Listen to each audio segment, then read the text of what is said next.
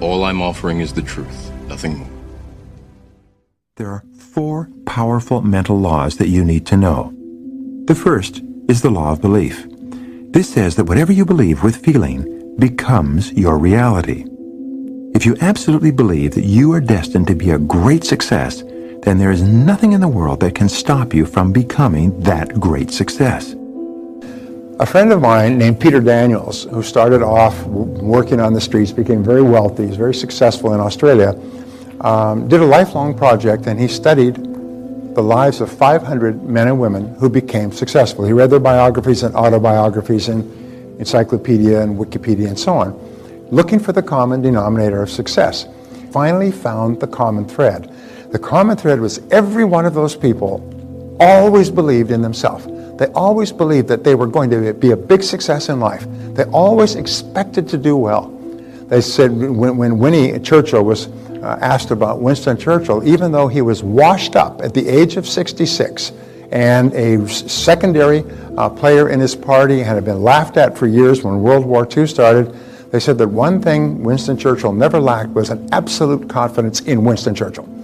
He absolutely expected that he would be the right person at the right time, at the right place when history called on him. Patton had the same thing. He knew that he would be the right person. He said in these 500 biographies and autobiographies, every one of those people expected to be a big success. Here's an interesting exercise. Imagine that you could go down to the computer store and you could buy a mental program and you could put it into your mental computer, and it would then become part of your your continuing operating system. If you could buy any belief at all to put into your mental system, what would be the best belief for you to buy? And the answer is the belief that you are going to be a big success in life.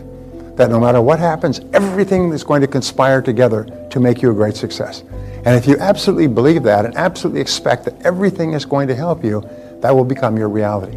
The reason why we do not achieve greatly is we hold ourselves back by our own beliefs. We wonder if it's possible. We over-exaggerate negative events. We catastrophize and we blow them out of proportion as opposed to looking at them and seeing them as just ideas, stepping stones to success. The second law is the law of expectations. This law says that whatever you expect with confidence becomes your own self-fulfilling prophecy. If you expect to be successful, you eventually will be successful.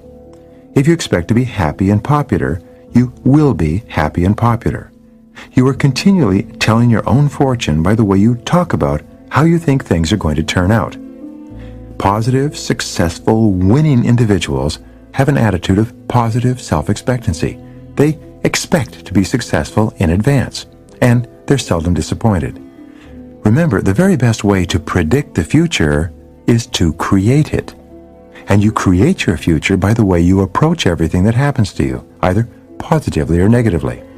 The greatest of all attitudes, the catalyst that causes your potential to unlock, almost like a chemical catalyst that causes an explosive effect, is confident expectations.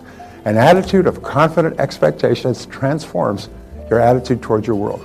If you confidently expect that people will buy and confidently expect that products will sell and confidently expect that if everything fails, you'll learn a valuable lesson that you'll use to be more successful next time, if you always expect something good, you'll never be disappointed. And it has a total transforming effect on your attitude. Sometimes just challenging one thought can transform your life. I'll give you a quick story of this fellow who's running a company in New York, and the company's on the verge of bankruptcy, about to collapse. And he's really in despair. He doesn't know what to do. He's going to lose his home. He's going to lose everything. And he goes for a walk in Central Park, and he's standing on this bridge in Central Park. And this man comes out of the night, comes up and stands next to him and says, "Hi, how are you doing?" He said, "Fine." He said, "You look like you're deep in thought." He said, "Yes, well, I've got a business, and the business is in trouble." He said, "No problem at all." He said, "I'm John D. Rockefeller. I'll lend you some money. How much money do you need to turn your business around?" He said, "Well, probably $200,000 or $300,000. I'll give you $500,000. Pulls out a checkbook. He writes that check right there and gives him a check for $500,000, John D. Rockefeller. He said, "There you go." He said, "Meet me back here in this place a year from now and you can pay me back."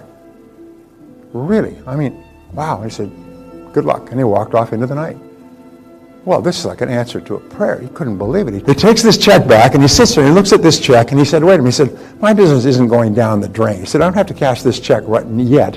What I'll do is I'll put it in my safe. But if ever I need it, I've got this check. It's valid for a year. And he went back and he turned around to his business. He had $500,000 in his safe.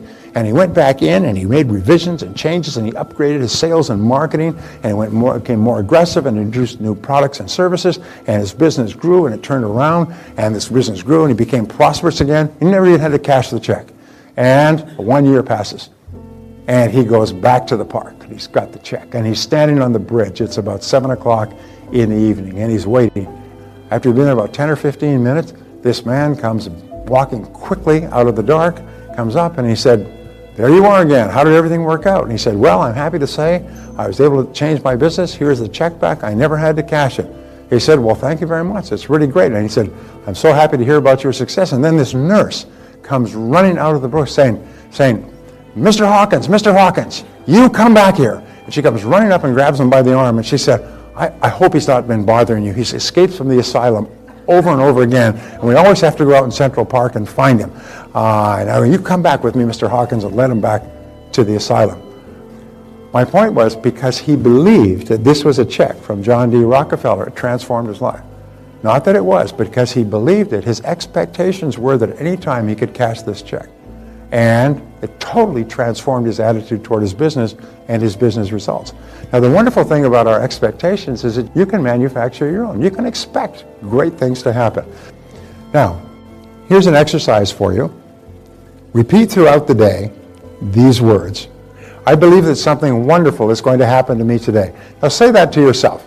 Say it quietly to yourself. I believe that something wonderful is going to happen to me today. Now, every single morning when you get up and say that, something wonderful is going to happen to you that day.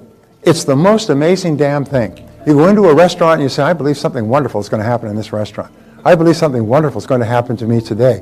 And it's the most astonishing thing. If you forget to say it, your life will be okay. But if you remember to say it with confidence, you set up a force field of positive expectations and something wonderful happens to you.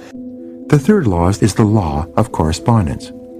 This law says that your outer world is a reflection of your inner world.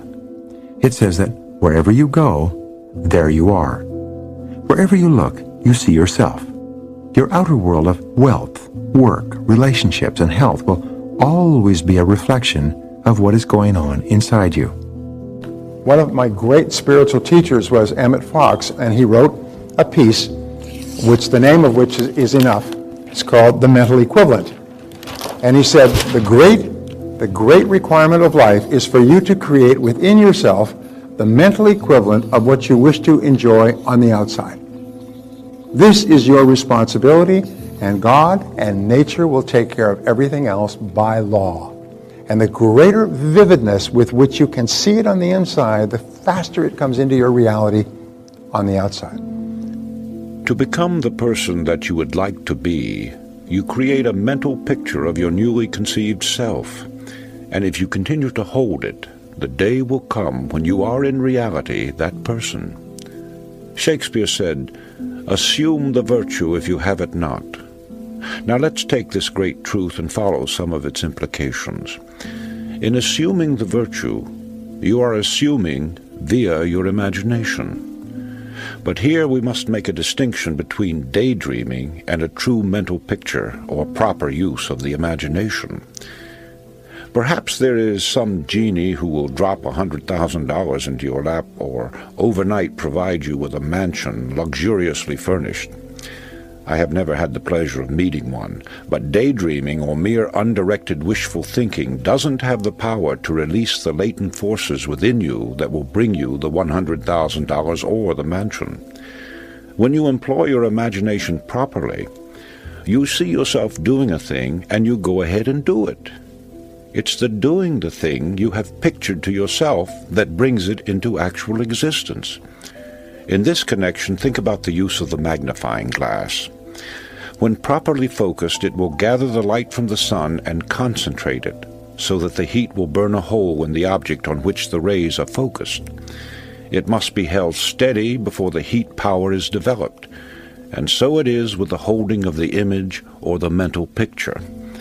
However, it is very difficult for the average person to concentrate for any length of time, to say nothing of holding on to a mental picture for any great period. You are constantly being swayed by what you read and hear, and as a result, the coordinating part of this creative force turns to gathering together all these scattered elements in a focused mass, instead of devoting itself to making a clear and dynamic picture of your desire. Often I have thought of this matter of desire and suggestion in connection with the planting of vegetable or flower seeds. Once the soil is prepared and the tiny seeds are placed in it, it only takes a short time until they begin to root and sprouts begin to appear. The moment they start upward through the soil in search of light, sunshine, and moisture, obstacles mean nothing to them. They will push aside small stones or bits of wood, and if they can't do that, they'll extend themselves and grow around them. So it can be with you and the suggestions you give to your subconscious mind. The results will be pure or complex, depending upon the original seed and the attention which you give it. In other words, plant the right kind of seed, and habitually feed it with strong affirmative thought, always directed toward the same end. It will grow into a mighty force, finding ways and means of overcoming all obstacles. I have been in the private offices of a great many industrial leaders, businessmen, great bankers, and others. Long before this magic of belief was understood by me, I was impressed with the pictures, photographs, slogans, bits of statuary, and so forth which were to be found in the inner sanctums of great firms. Undoubtedly, many of you have seen or heard of such displays, but has it ever occurred to you what their purpose was? There can only be one answer, and that is, they serve as a constant reminder, getting the picture over to the occupant of the room, that he too can succeed as those did before him. In common with other great men, Thomas A. Edison obviously knew the value of the repeated suggestion and made use of it. Among the articles found in his desk was a piece of paper that said, "When down in the mouth, remember Jonah. He came out all right." Edison must have thought well of that expression and perhaps reflected much upon it. So, let's get down to the mechanics. Find yourself 3 or 4 cards. Ordinary business cards will do. In your office, your home, your room, or any other place where you can have privacy, sit down and ask yourself what you desire above everything else. When the answer comes and you are certain that it is your uppermost desire, then at the top of one card, write a word picture of it. 1 or 2 words may be sufficient. A job, a better job, more money, a home of your own. Then on each card, duplicate the word picture from the original. Carry one in your billfold or handbag. Place another alongside your bed or fasten it to your bedstead. Place another on your shaving mirror or dressing table, and still another on your desk. The whole idea, as you may have guessed, is to enable you to see mentally the picture at all hours of the day.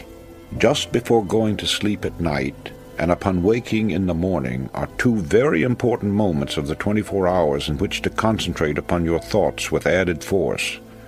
But don't stop just with those 2 periods. The more often you can visualize the desire by this method, or one of your own devising for that matter, the speedier the materialization. At the start, you may have no idea of how the results are to come. Don't worry. Just leave it to the subconscious mind, which has its own ways of making contacts and of opening doors and avenues that you may never even have thought of. You will receive assistance from the most unexpected sources. You may be suddenly struck with the idea of seeing a person that you have not heard from in a long time, or calling upon a man you've never seen before. You may get the idea of writing a letter or making a telephone call. Whatever the idea is, follow it. It cannot be too strongly emphasized that you should tell no one just what the words on the cards mean. Don't give anyone an inkling of what you desire. The truth is that when you talk about what you're going to do, you scatter your forces. You lose the close connection you have with the subconscious, and you frequently find that unless you do as directed, you will have to start all over again in your program of achievement. "Go and tell no man," still holds true. Suppose you want a better job or promotion.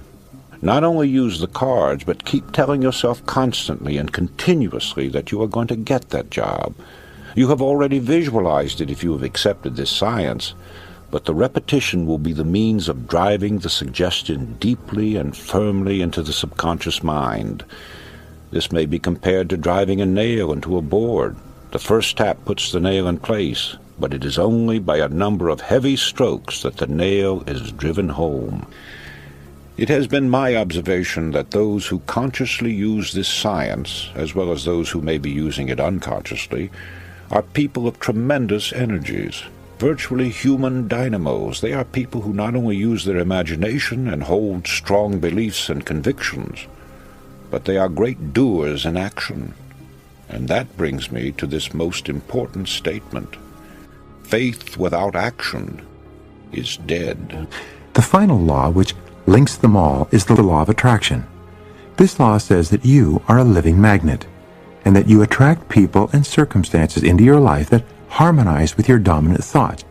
The more you think about something and the more excited you are about achieving it, the more you will attract it into your life, like a magnet attracts iron filings.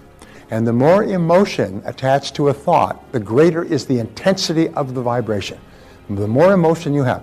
If you think about, what you're going to have for lunch, it has very little vibrational effect. But if you think about someone you love, or a goal that you want to achieve, or something you want to accomplish, or even something you're afraid of, it has a tremendous emotional effect. It's like turning up the emotional power. Second of all is radiation. We say that everything radiates outward, almost like the ripples in a pond, and it also explains the law of what is called sympathetic resonance. You can walk into a room and you will have a resonance with another person on the other side of the room. And you meet that person and you get married and live happily for the rest of your life. If you were to take a piano and put it on this side of the room and put another piano on this side of the room, just hit the key of C flat, bang, and so it goes bang, and you walk across the room, the key of C flat on the other piano will be vibrating to the same harmony as this piano. You and I have this experience of sympathetic resonance, where we resonate with other people, we resonate with ideas, we resonate with conversations, we resonate with subjects that we like to study and learn about. We have this all the time, and that is the law of attraction. It means that something within you is resonating within something outside of you. If you want to be really successful and you see successful people and you start to resonate with their accomplishments, you start to become more like them. So don't talk about things you don't want, because your mind is so powerful. It's this powerful engine that is sending out vibrations and attracting into your life people and circumstances in harmony with the things you're saying and the thoughts that you're thinking. Now here's an important point that people don't realize. This also explains what is called the law of repulsion. Now the law of repulsion says that if you hold a negative thought, you repel anything associated with that thought out of your life. So many people are brought up to look down on those who are successful, to criticize successful people. This is fatal, because if you criticize successful people, even in your heart, it drives success out of your life. It guarantees that you'll never accomplish anything with your life. You'll always be miserable and unsuccessful. If you criticize wealthy people, they'll never be wealthy. And so therefore it's so important for you to admire people who are enjoying the success that you desire, is to admire them and look up to them, and don't look for chinks in their armor or flaws in their life or behavior. If you admire successful, happy people, you create this sympathetic resonance, and you begin to attract into your life people and circumstances and ideas that will enable you to be like one of those people. And always want for others what you want for yourself. If you want to be a big success and you see somebody successful, say, that's great, congratulations, that's wonderful, because if you can get it, I can get it. Abraham Lincoln once said that some are rich as proof that others can be rich as well. These laws of belief, expectations, attraction, and correspondence, taken together, are the keys to your accomplishing wonderful things with your life. When you begin to think big about your dreams and goals, you change your beliefs, you control your expectations, and you activate the law of attraction. You bring about corresponding changes in the world around you. All successful and happy people have a successful, happy mindset. All prosperous and wealthy people have a prosperous and wealthy mindset. All kind, patient, gentle, loving people who enjoy wonderful relationships with their families and friends have kind, patient, loving mindsets. And when you develop the same mindset that is in other successful people, you will enjoy the same results and experiences in the world around you that they do.